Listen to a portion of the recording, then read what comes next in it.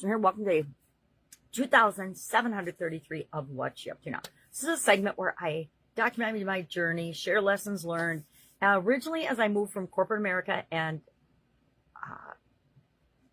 owning and operating my own businesses on the side to the online world. After my divorce, I was looking for something to do, so I hopped online and started learning about internet marketing, learning about the internet and how it interacted and could be used to support and build and grow and supersize our offline businesses or just to create a business online. COVID pandemic really brought that lesson home to me that it was critical to have multiple streams of income, but also options in terms of how we deliver our products and services, how we show up in the world and how we serve the world in ways that are in alignment with us and what we want to do.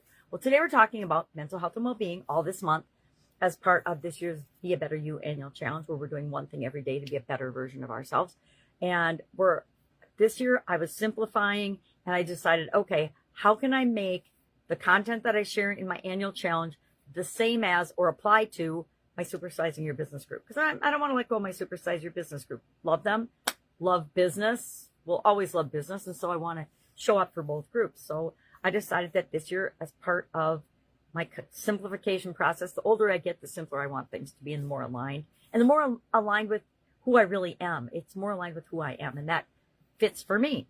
So we're talking about identity and ego today as well. And my identity is, it's interesting. I'm going to do the exercise today. We talk about identity shifts and why we want to sometimes shift our identity. And all an identity shift is I am becoming consciously aware of who I am, what I think about myself, and how I show up in the world. And is that aligned with my authentic self and my core values or not?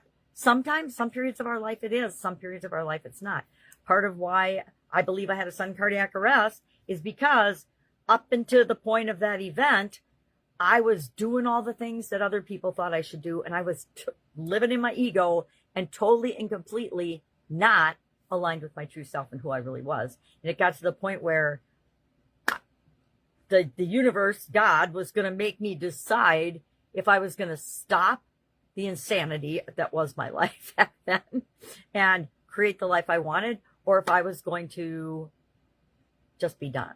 And so I chose to not be done and still show up, but show up more in alignment with who I am and definitely in alignment with who I am authentically. I do it every day. So what you see is what you get.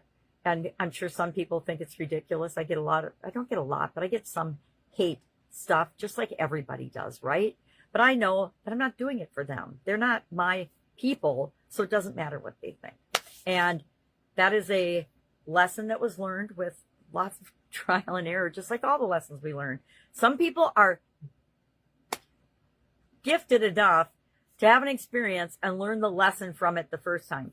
Me, not so much. Sometimes I do, sometimes I don't. So maybe that's an identity shift I need to make, that I learned the lesson the first time so I don't have to make any other mistakes that are in any way, shape, or form associated with that lesson. So I don't have to keep making mistakes in that area and learn more lessons till I finally get it.